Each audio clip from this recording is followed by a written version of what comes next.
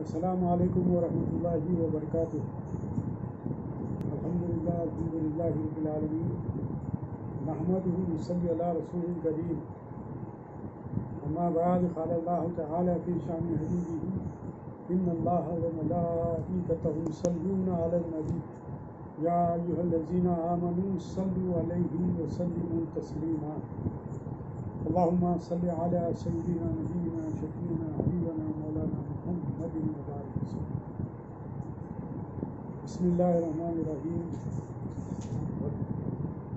رب اشرح لی صدری ویسر لی امری واحلل عقدۃ من لسانی یفقہوا قولی۔ صدق اللہ العلی العظیم۔ الحمدللہ، کل تک ہم سورہ فاتحہ کے تعلق سے غور و فکر فرما رہے تھے۔ الحمدللہ اس میں بہت سی وسعت ہے، لیکن تقریباً باتیں سمجھ میں آ چکی ہیں الحمدللہ۔ آج سے ہم سورہ بقرہ کے تعلق سے غور و فکر کریں گے، اور پورے سورہ بقرہ کی ابتدائی 3 آیات۔ اعوذ باللہ من الشیطان الرجیم، بسم اللہ الرحمن الرحیم۔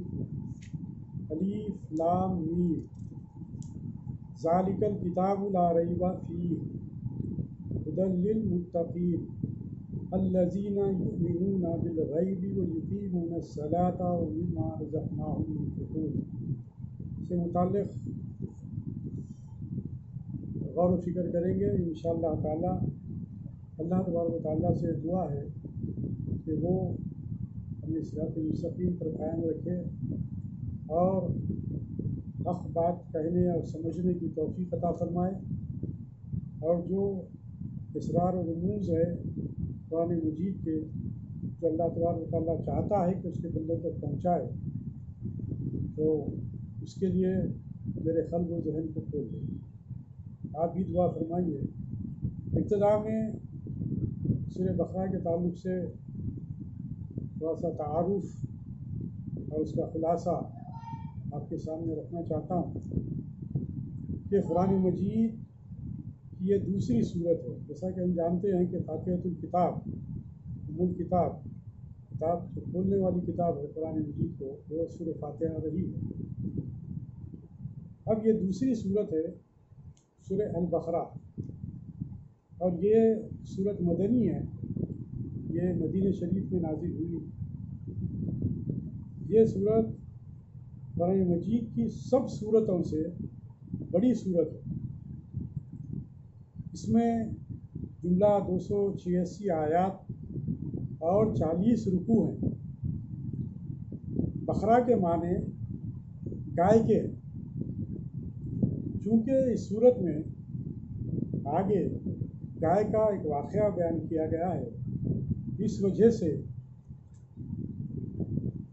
چونکہ اس صورت میں گائے کا ایک واقعہ بیان کیا گیا ہے، اس وجہ سے اس کا نام سورہ بقرہ رکھا گیا ہے۔ یہ قرآن مجید کی، جیسا کہ میں نے کہا کہ سب سے بڑی صورت ہے۔ عقائد اور اعمال سے متعلق اہم ترین تعلیمات اس کے اندر موجود ہے۔ روایتوں میں آتا ہے کہ حضرت عمر فاروق رضی اللہ تعالیٰ عنہ کو اس کے سیکھنے میں کئی سال لگ گئے۔ اس سے مراد الفاظ کا حفظ کرنا نہیں ہے، بلکہ اس کے احکام اور مسائل کا سیکھنا اور سمجھنا ہے۔ اس صورت میں سب سے پہلے یہ بیان کیا گیا ہے کہ قرآن حکیم ان لوگوں کے لیے ہدایت ہے جن کے دلوں میں اللہ کا خوف اور پرہیزگاری کا مادہ ہو۔ جیسا کہ قرآن مجید کے تعلق سے بات آئی کہ الف لام میم ذالک الکتاب لا ریب فیہ ھدی للمتقین، تو جن کے دلوں میں اللہ کا خوف اور پرہیزگاری کا مادہ ہو، ان کے لیے قرآن مجید ہدایت نامہ ہے۔ اس کے بعد اس صورت میں بتلایا گیا کہ قرآن سن کر 3 قسم کے لوگ پیدا ہوں گے۔ قرآن مجید کی جو ہم تلاوت کریں گے یا قرآن مجید سے جو لوگ اس سے استفادہ کریں گے یا پھر اس کا انکار کریں گے، تو اس طریقے سے قرآن مجید کے پڑھنے سے سننے سے 3 قسم کے لوگ پیدا ہوں گے۔ روایت میں یہ بات آتی ہے، جیسا کہ دنیا میں ہر نئی تحریک کے ساتھ سلسلے میں ہوتا آیا ہے کہ اول یہ کہ مومن جو اس پر تہہ دل سے ایمان لائیں گے، جیسا کہ الحمدللہ ہم یہ کہہ سکتے ہیں کہ ہم کو مکمل اس پر ایمان ہے، کامل ہم قرآن مجید پر ہم ایمان رکھتے ہیں۔ دوم کافر، جو انکار کرنے والے ہیں، قرآن مجید کا جو انکار کرنے والے ہیں وہ کافر، جو اس کے مخالف ہوں گے۔ اور سوم منافق کے تعلق سے بہت ہی وعیدیں آئی ہے، تو جس میں یہاں پر یہ بتلایا جا رہا ہے کہ سوم جو لوگ ہیں، تیسری قسم کے جو لوگ ہیں وہ منافق ہوں گے، جو ظاہری طور پر قرآن کو ماننے کا اعلان کریں گے مگر دل سے انکار کریں گے۔ ظاہری طور پر مسلمانوں میں جب آئیں گے تو کہیں گے کہ ہم مسلمان ہیں، اور کافروں میں جائیں گے تو کافروں میں جا کر مسلمانوں کا مذاق اڑائیں گے۔ مختلف آیات میں آگے قرآن شریف میں یہ باتیں آئی ہے، انشاءاللہ آہستہ آہستہ وہ باتیں بھی سامنے آ جائیں گی۔ تو یہ منافق جو لوگ ہیں یہ مسلمانوں میں آتے ہیں تو مسلمان کہتے ہیں، اور کافروں میں جاتے ہیں تو کافر ہونے کا ادعا پیش کرتے ہیں۔ اس کے بعد سب سے پہلا حکم تمام انسانوں کو اللہ کی عبادات کا دیا گیا اور قرآن کریم کی سچائی ثابت کی گئی۔ چوتھے رکوع میں حضرت آدم علیہ السلام کی پیدائش اور ان کی خلافت عرضی کے مستحق ہونے کا ذکر کیا گیا۔ اس کے بعد ایک بڑے خاندان یعنی بنی اسرائیل کی زندگی کا ذکر 5ویں رکوع سے شروع ہوتا ہے۔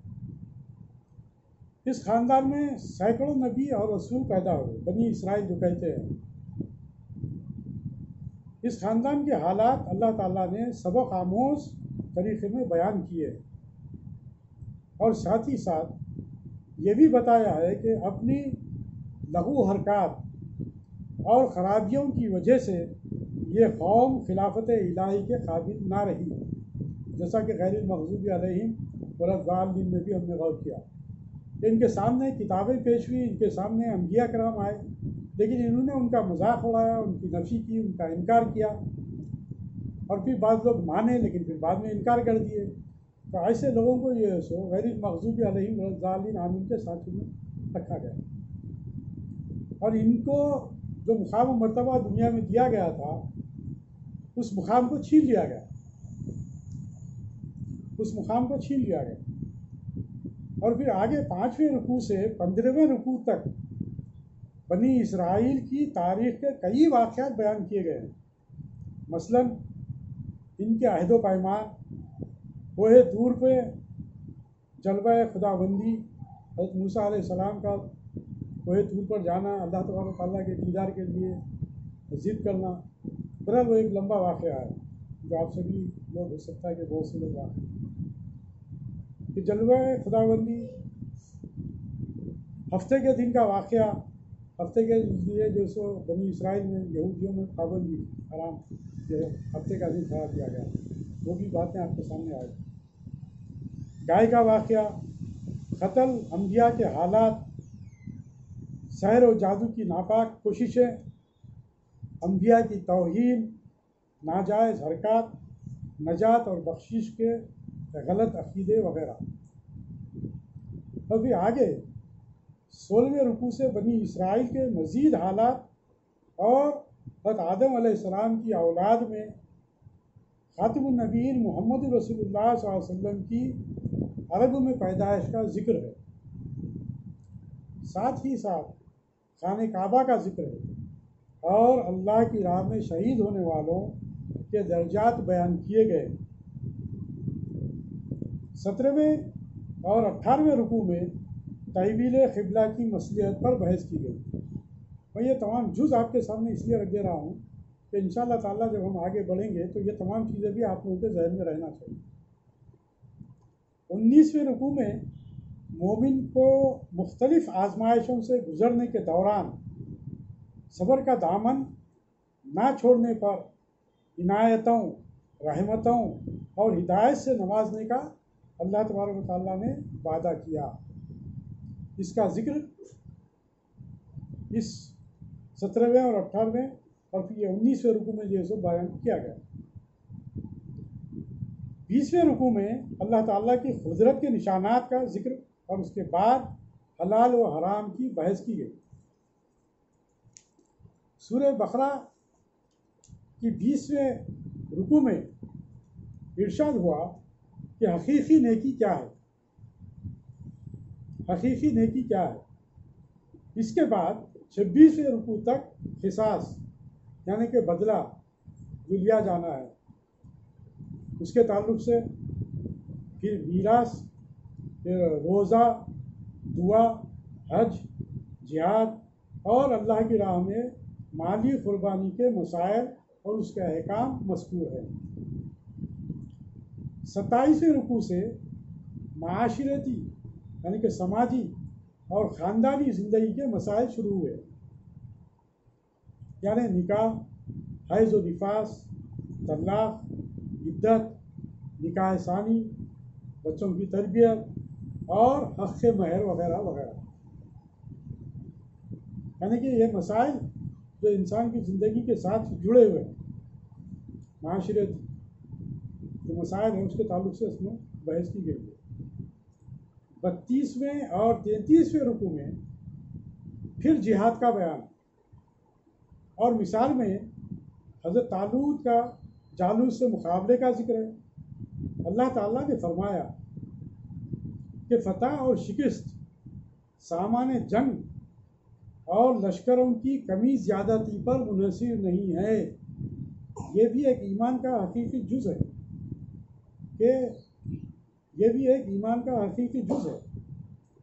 کہ فتح اور شکست سامان جنگ اور لشکروں کی کمی زیادتی پر منحصر نہیں ہے.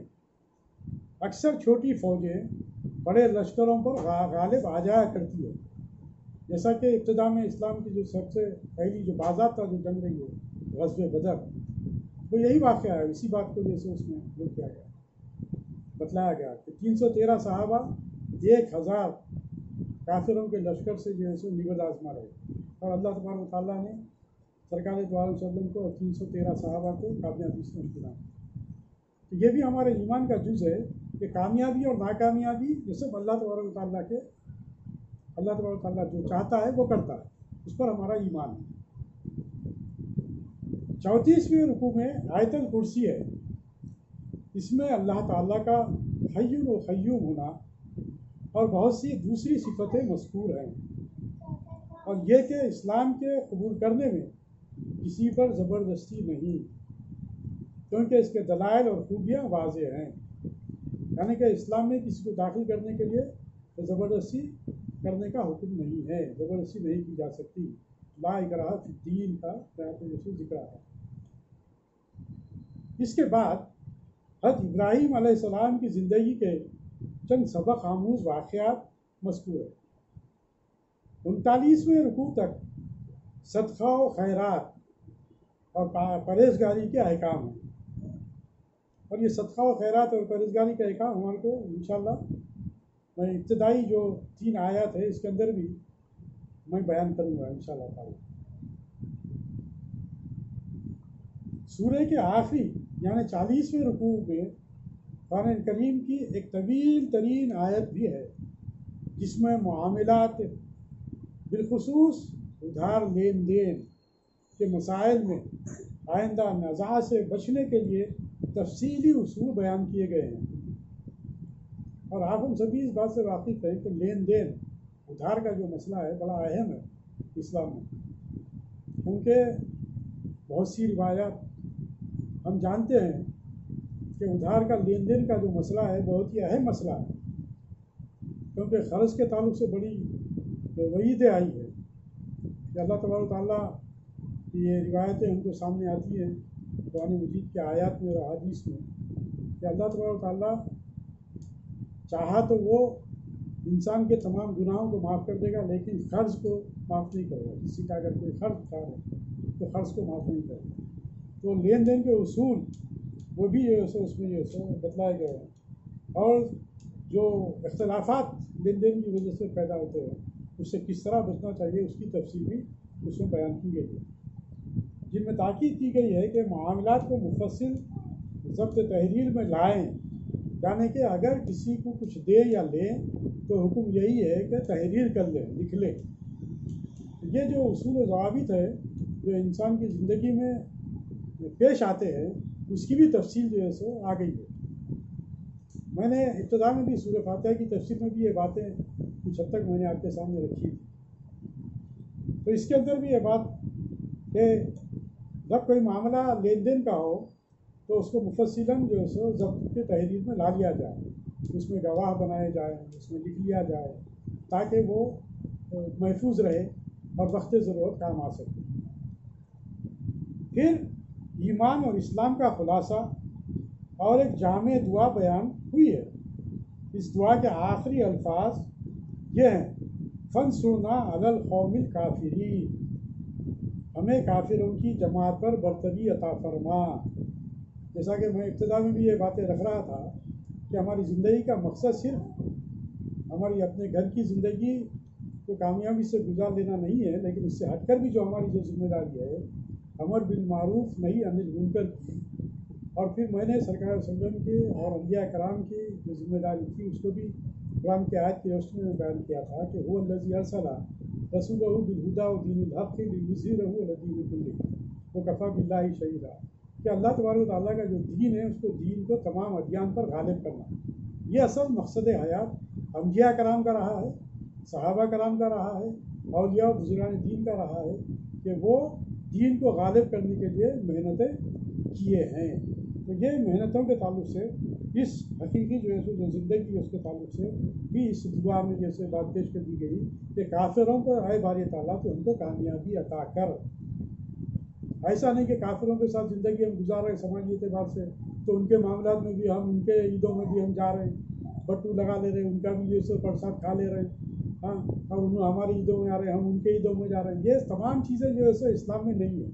انشاءاللہ آئندہ میں کھل کر جو ہے سو آپ لوگوں کے سامنے وضاحت سے ایک ایک چیز کو میں انشاءاللہ بتانے کی کوشش کروں گا، اللہ ہدایت دے۔ یہ قرآن کی دعوت کا نتیجہ ہے۔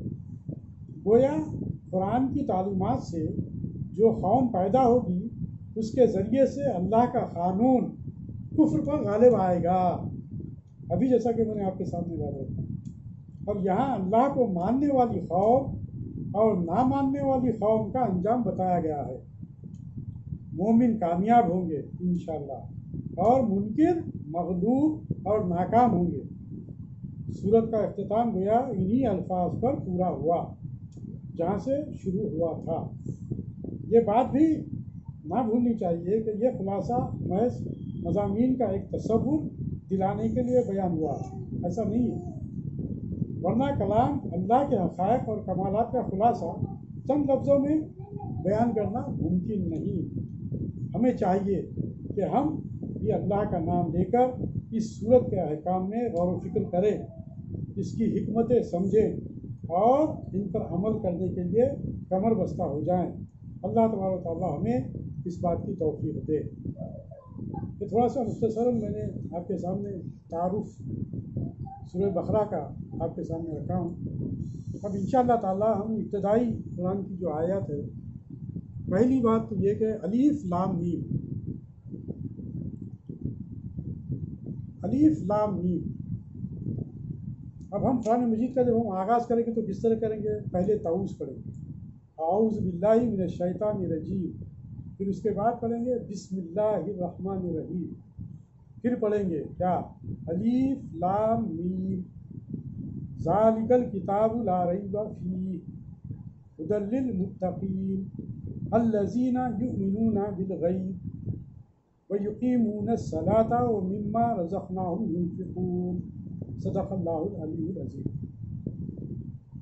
الف لام میم، الف لام میم کسے کہتے ہیں؟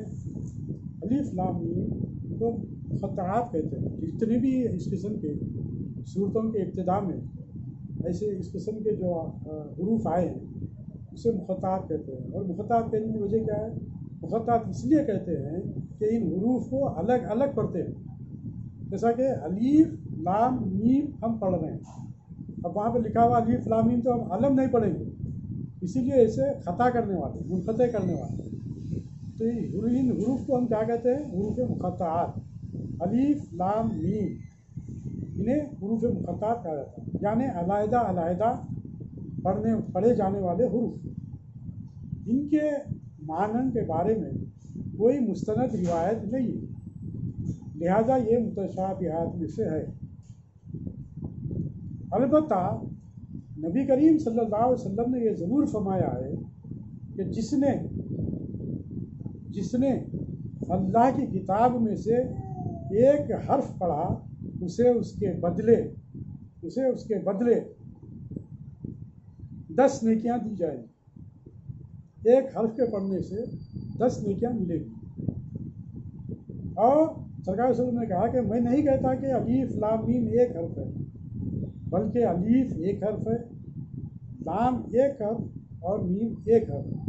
اس طرح الف لام میم کے پڑھنے سے 30 نیکیاں ہم کو حاصل ہوتی ہیں، 30 نیکیاں ہم کو حاصل ہوتی ہیں۔ اسی طرح قرآن مجید کے جو الف لام میم سے متعلق چند روایات ایسی بھی آئی ہیں جس کے تعلق سے کہا گیا کہ جب سرکار دو عالم صلی اللہ علیہ وسلم کے پاس حضرت جبرائیل امین جب وحی لے کر آتے تو یہ بھی وحی میں شامل ہے، الف لام میم۔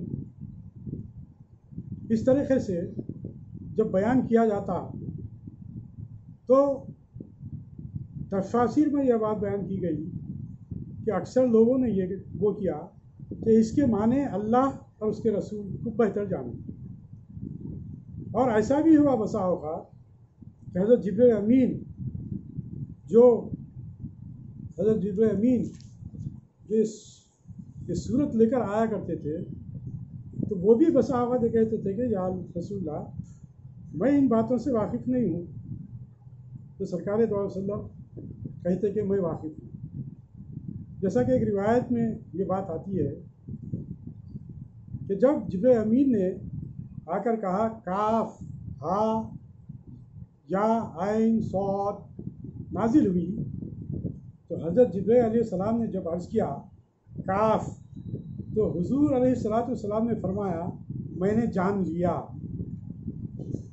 پھر عرض کیا ہا، تو پھر سرکار دو عالم صلی اللہ علیہ وسلم نے کہا میں نے جان لیا۔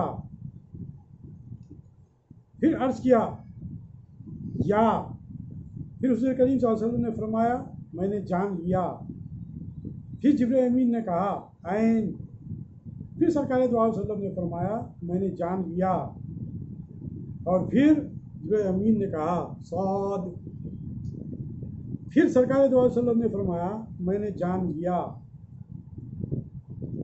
حضرت جبرائیل علیہ السلام نے عرض کیا کہ آپ صلی اللہ علیہ وسلم نے کیا جان لیا؟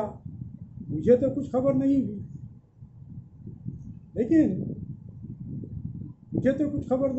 لیکن سرکار علیہ وسلم نے اس بات کو جاننے کا اعلان کیا اور کہہ دیا کہ میں اسے جانتا ہوں۔ اس کی جیسے ایک مثال اس طرح بھی دی گئی ہے مفسرین کرام نے کہ فرض کیجئے، جیسا کہ عموماً یہ بات ہم جانتے ہیں کہ فوج جو ہوتی ہے بارڈرز پر، یا فوج جو اپنا کام کرتی ہے جہاں کہیں بھی ہو، تو ان کے سامنے جب کوئی باتیں پہنچانا ہوتا ہے اس کے کمانڈر تک، تو اس کچھ سیکریٹس الفاظ میں وہ بات لکھ کر بھیج دی جاتی ہے، تو لے کے جانے والا کھول کر بھی اگر دیکھا تو وہ سیکریٹ کو نہیں پڑھ سکتا، لیکن جب وہ پیپر لے کر، وہ سیکریٹ پیپر جو ہے اس کو لے کر جا کر وہ جس کمانڈر کو دینا ہے اس کو جب دے گا تو وہ کمانڈر اس سیکریٹ الفاظ سے اس بات کو پہچان لے گا، اس بات کو سمجھ جائے گا کہ مجھے کیا کرنا ہے۔ تو اسی طرح مفسرین نے آسانی سے بات سمجھ میں آنے کے لیے ایسی بھی باتیں ہمارے سامنے رکھی ہے۔ تو بہرحال الف لام میم سورہ بقرہ کا نام ہے، بلکہ جو بھی صورتیں اس قسم کے حروف سے شروع ہوتی ہیں وہ اس صورت کا نام ہی ہوتی ہیں، جیسے ہا میم یا الف لام را وغیرہ، اس کا ہر حرف حق تعالیٰ کے بعض ناموں کا پہلا حرف ہی ہے۔ اب اس کے تعلق سے مختلف جو ہے سو تعبیرات علماء کرام نے جو ہے سو پیش کیے ہیں۔ میں سمجھتا ہوں کہ بس ہم کو اس بات پر ہمارا یہ ایمان و یقین ہے کہ سرکار دو عالم صلی اللہ علیہ وسلم پر قرآن کا ایک ایک حرف جو نازل ہوا ہے ہم اس پر ایمان رکھتے ہیں۔ قرآن مجید پر ہمارا مکمل ایمان ہے۔ سب سے پہلی بات تو یہ ہے۔ الف لام میم کے تعلق سے بھی اور حروف مقاطعات کے تعلق سے بھی میں نے اس بات کو آپ لوگوں کے سامنے رکھا کہ اس پر بھی ہمارا ایمان ہے۔ وہ کیا ہے اللہ اس کے رسول صلی اللہ علیہ وسلم بہتر جانتے ہیں۔ اب جو چیز اللہ تبارک و تعالیٰ نے بتلانا چاہا وہ اس کو ظاہر کر دیا، اور جو چیز چھپانا چاہا اس کو چھپا دیا۔ البتہ یہ بات حق ہے کہ اس کے اندر جو باتیں بنا ہیں وہ سرکار دو علیہ وسلم جانتے ہیں، کیونکہ ہم اس بات پر بھی ہمارا ایمان ہے کہ ربنا ما خلقت ھذا باطلا، کہ کوئی سرکار اللہ تبارک و تعالیٰ نے کوئی چیز بھی ضائع، کوئی چیز بھی بیکار، کوئی چیز بھی عبث پیدا نہیں کی۔ تو چونکہ قرآن مجید بھی جو اللہ تبارک و تعالیٰ نے جو اس کو نزول کیا تو اس میں بھی کوئی چیز بھی عبث نہیں ہے، کوئی بیکار نہیں ہے، لیکن جو چیز ہمارے لیے ضروری ہے وہ تمام چیزیں اللہ تبارک و تعالیٰ نے قرآن مجید میں کھول کھول کر بیان کر دیا۔ تو اسی طریقے سے اب ہم آگے بڑھیں گے کہ الف لام میم ذالک الکتاب لا ریب فیہ۔ اب آپ دیکھیے ہم کو اس پر غور و فکر کرنے کی ضرورت ہے۔ قرآن مجید کا جب ہم آغاز ہی کر رہے ہیں تو اللہ تبارک و تعالیٰ سب سے پہلا جو درس ہمیں دے رہا ہے، سب سے پہلی جو بات اس نے پیش کی ہے، سب سے پہلا جو ایمان لانے والی حقیقی ایمان والی حیثیت اگر وہ پیدا کرنا چاہتا ہے تو سب سے پہلی بات وہ یہ کہہ رہا ہے سب سے پہلے تم اس کتاب پر ایمان لاؤ، اس میں کسی قسم کا شک و شبہ نہ کریں۔ تو اللہ تبارک و تعالیٰ سب سے پہلے اس بات کی نفی کر دے رہا ہے اور ہم سے یہ بات کہلوا رہا ہے، اور ہم اس بات کا اظہار کر رہے ہیں اور اس بات پر ہم اقرار کرتے ہیں، اس بات کو ہم دل میں مانتے ہیں، جانتے ہیں، ایمان ہے ہمارا کیا کہ اس کتاب میں کسی قسم کی کوئی شک و شبے کی گنجائش نہیں ہے۔ سب سے پہلے اللہ تعالیٰ یہ اقرار کروا رہا ہے ہم سے اور ہم اس بات کا اقرار کر رہے ہیں۔ مطلب یہ کہ قرآن مجید جو اللہ تبارک و تعالیٰ نے نازل کیا سرکار صلی اللہ علیہ وسلم کے قلب اطہر پر، اور وہ ہمارے لیے نازل فرمایا اور ہم کو اس دنیا میں زندگی گزارنے کے جو تمام راستے جو بتلا دیا وہ قرآن مجید میں محفوظ ہے۔ یعنی کہ ہم اس بات کا ابتدائی سے اس بات کا ہم اعلان کر رہے ہیں۔ بہت ہی اہم ترین نقطہ ہے یہ، ہم کو غور کرنا چاہیے اس پر ہم کو غور کرنا چاہیے کہ یہ ایک ایک بات میں آپ کو ہزاروں باتیں پینا نظر آئیں گی کہ الف لام میم ذالک الکتاب لا ریب فیہ، یہ وہ کتاب ہے اس کتاب میں، یعنی کہ اس کتاب میں جو بھی احکام ہیں وہ سب کے سب حق ہے، ہم اس پر ایمان رکھتے ہیں۔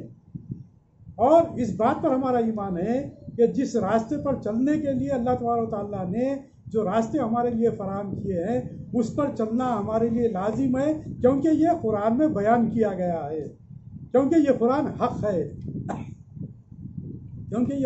ہے، اور اسی قرآن میں جن چیزوں پر چلنے سے منع کیا گیا، جن سے روکا گیا، ان چیزوں سے رکنا ہمارے لیے لازم ہے۔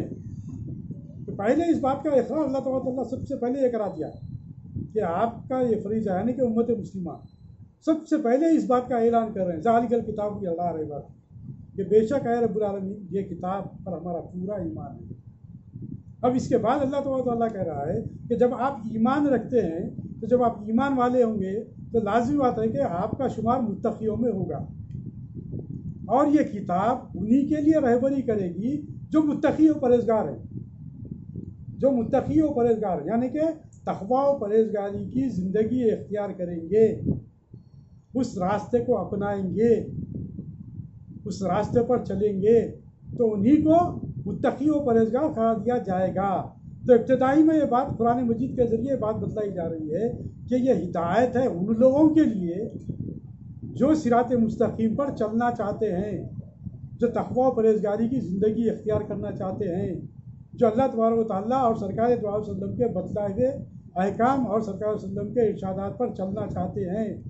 ایسے ہی لوگوں کے لیے ہدایت ہے جو لوگ ان احکامات کو ماننے سے انکار کریں گے، ہو سکتا ہے کہ دل سے تو مان لے، زبان سے بھی اس بات کا اقرار کر دے، لیکن عملی طور پر اگر اس کو ہم عملی جامہ اگر ہم اپنی زندگیوں میں شامل نہیں کر رہے ہیں تو پھر اس کو ہم کس زمرے میں شامل کریں گے؟ تھوڑا سا ہم کو سوچنا پڑے گا، تھوڑا سا ہم کو غور و فکر کرنا پڑے گا۔ یہ اللہ کا کلام ہے، ایسی ہی بات نہیں ہے، یہ اللہ کا کلام ہے، یہ اتنا آسان نہیں ہے، ہر چیز پر غور و فکر کرنا پڑے گا۔ ہم مسلمان ہیں، میں نے آپ کے سامنے یہ بات رکھی، ہم مسلمان ہیں، ہم فرمانبردار ہیں۔ تو اب جو ہم آگے بڑھ رہے ہیں تو اس میں یہ بات کہی گئی کہ یہ تو اب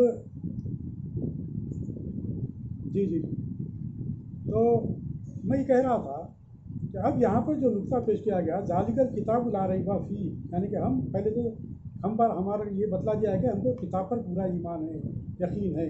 اب یہ بات بتلائی جا رہی ہے کہ یہ کتاب میں سے انہی لوگوں کو فائدہ ہوگا جو لوگ صراط مستقیم پر چلنا چاہیں گے، جو تقوی و پرہیزگاری کی زندگی اختیار کرنا چاہیں گے، انہی کے لیے یہ کتاب فائدہ مند ہے۔ اس کتاب کو انہی لوگوں سے یہ سب فائدہ حاصل ہو سکتا ہے جو اللہ تبارک و تعالیٰ کے احکام اور سرکار صلی اللہ علیہ وسلم کے ارشادات، یعنی کہ اللہ تبارک و تعالیٰ کے احکام اور سنت نبوی صلی اللہ علیہ وسلم پر چلنے کے لیے جو محنتیں کریں گے، جو کوشش کریں گے، ان کے لیے ہدایت ہے۔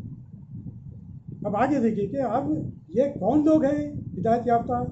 وہ ابتدا میں 3 چیزوں کی طرف جیسے اللہ تبارک و تعالیٰ اشارہ کر رہا ہے، 3 چیزوں کی طرف اشارہ کر رہا ہے۔ کیا یہ وہ لوگ ہیں، وہ متقی پرہیزگار جو لوگ ہیں؟ یہ کون لوگ ہیں؟ یہ وہ لوگ ہیں الذین یؤمنون بالغیب۔ سب سے پہلے جو بات اہم ترین جو نقطہ اور بیان کیا جا رہا ہے کہ سب سے پہلے یہ وہ لوگ ہیں جو غیب پر ایمان رکھتے ہیں، جو غیب پر ایمان رکھتے ہیں۔ یہ اہم ترین نقطہ ہے، غیب پر ایمان، ایمان بالغیب ایک مسلمان کے لیے لازم ہے، اور جس کو جتنا ایمان بالغیب ہوگا وہ اتنا ہی ہدایت کے راستے پر رہے گا، کیونکہ ایمان بالغیب سے مراد کیا ہے؟ ہم اللہ پر ایمان رکھتے ہیں اور اس بات کو ہم جانتے ہیں کہ اللہ تبارک و تعالیٰ ہر حال میں ہمیں دیکھ رہا ہے، چاہے وہ رات کا اندھیرا ہو، چاہے دن کا اجالا ہو، چاہے وہ جلوت ہو، چاہے وہ خلوت ہو، ہر حال میں اللہ تبارک و تعالیٰ ہمیں دیکھ رہا ہے۔ یہ اللہ کے اوپر ایمان، ہم اللہ کو تو نہیں دیکھے لیکن سرکار صلی اللہ علیہ وسلم نے بتلایا، اس لیے ہمارا ایمان اللہ پر ہے، اور وہی بات قرآن میں یہاں پر پیش کی جا رہی ہے کہ ہمارا غیب پر ایمان ہے۔ اور اس بات کو جتنی بھی غیب کے جو ایمانیات میں جو باتیں آتی ہے، جیسا کہ مر جانے کے بعد قبر میں ہم سے سوال جواب کیے جائیں گے، قبر کی منزل ہے قیامت تک کے لیے، پھر قیامت میں اٹھایا جائے گا، پھر قیامت میں اللہ تعالیٰ کے حضور پیش کیا جائے گا، پھر قیامت میں ہمارے اعمال سے جواب دہی ہوگی۔ اللہ تعالیٰ کے پاس جب ہم پہنچیں گے تو ہمارے ہر ایک عمل کا جواب دیا جائے گا، اور اسی اعمال کی بنیاد پر جزا اور سزا کا فیصلہ ہوگا، اور اسی بنیاد پر جنتی اور دوزخی قرار دیے جائیں گے۔ یہ تمام چیزیں ایمان بالغیب میں آتی ہیں، یہ ایمان بالغیب میں آتی ہے۔ تو ایمان بالغیب میں سب سے اہم ترین جو بات ہے وہ ہے اللہ تبارک و تعالیٰ پر ایمان رکھنا، کہ اللہ تبارک و تعالیٰ ہمیں ہر حال میں دیکھ رہا ہے، ہم اس سے بچ نہیں سکتے، دنیا کی نظر سے بچ جائیں گے لیکن اس کی نظر سے نہیں بچ سکتے۔ اور پھر آگے یہ بات کہی جا رہی ہے کہ وہ یقیمون الصلاۃ، جب یہ لوگ، جب ایمان والے جب ایمان بالغیب رکھتے ہیں تو یہ وہ لوگ ہیں جو نماز کو قائم کرتے ہیں۔ میں نے مختصراً نماز کی تعریف بھی بیان کیا تھا، انشاءاللہ یہ سلسلہ ہم آئندہ سیشن یعنی کہ کل بھی جو سو اسکول میں جاری کروں گا، تاکہ ابھی بالغیب اور نماز کے تعلق سے، اور پھر وہ مما رزقناہم ينفقون، یہ 2 نقطے اہم ترین ہیں۔ یہ لوگ جو نماز کو قائم کرتے ہیں، نماز پڑھنا ہماری طرح اٹھنا بیٹھنے کا نام نہیں ہے، نماز کے تعلق سے انشاءاللہ میں آپ کے سامنے مزید باتیں آپ کے سامنے رکھوں گا۔ پھر وہ آگے جو بات بتلائی جا رہی وہ مما رزقناہم ينفقون، اور ہم نے تمہیں جو رزق دیا ہے، ہم نے تمہیں جو رزق دیا ہے اس میں سے اللہ کی راہ میں خرچ کرنے والے۔ یہ 3 جو ہے سو صفات ایک متقی و پرہیزگار کے ابتدائی قرآن مجید کے آغاز میں ان 3 صفات کو پیش کیا گیا۔ پہلی چیز تو یہ کہ یہ ایمان بالغیب رکھنے والے ہیں، دوسرے یہ کہ نماز کو قائم کرنے والے ہیں. نماز کو قائم کرنے سے مراد نماز کو قائم کرنے سے مراد یہ ہے کہ آپ نماز کو نہ صرف آپ خشوع و خضوع کے ساتھ ادا کریں بلکہ دوسروں کو بھی نماز پڑھنے کے لیے آپ ترغیب دیں. اور پھر تیسری اہم ترین بات یہ کہ جو ہم اللہ کے حضور سربر سجود ہوتے ہیں یعنی کہ اپنے آپ کو اس کے حوالے کر دیتے ہیں، سرنڈر کر دیتے ہیں، اس بات کا پیغام ہم کو جیسے دنیا کے سامنے پیش کرنے کا ہے. تو متقی و پرہیزگار لوگ وہ ہوتے ہیں دین کو غالب کرنے کے لیے اس راستے کو اختیار کرتے ہیں. پہلی چیز کہ وہ نماز کو قائم کرتے ہیں. اسی لیے میں نے کہا تھا کہ نماز کسی بھی صورت میں چھوٹ نہیں ہے، کسی بھی صورت میں اس کی چھوٹ نہیں ہے. اور اس کے بعد پھر وہ مما رزقناہم ينفقون کا مسئلہ آتا ہے. انشاءاللہ تعالیٰ کل جو ہے اس کے تفصیلات جو ہے میں آپ لوگوں کے سامنے رکھوں گا. اللہ تعالیٰ سے دعا ہے کہ جو کچھ ہم کہہ رہے ہیں سن رہے ہیں اس پر عمل کرنے کی توفیق عطا فرمائیں. ربنا آتنا فی الدنیا حسنۃ وفی الآخرۃ حسنۃ وقنا عذاب النار. ربنا اغفر لي ولوالدي وللمؤمنين يوم يقوم الحساب. ربنا هب لنا من ازواجنا وذرياتنا قرة اعين واجعلنا للمتقين اماما. اے باری تعالیٰ تو ہم کو یہ سننے کی ہدایت کی توفیق عطا فرما اور تیرے قرآن کو پڑھنے، سمجھنے، اس پر عمل کرنے اور دوسروں کو پڑھانے اور سمجھانے کی توفیق عطا فرما. بفضل سبحان ربک رب العزة عما یصفون وسلام علی المرسلین والحمد للہ رب العالمین.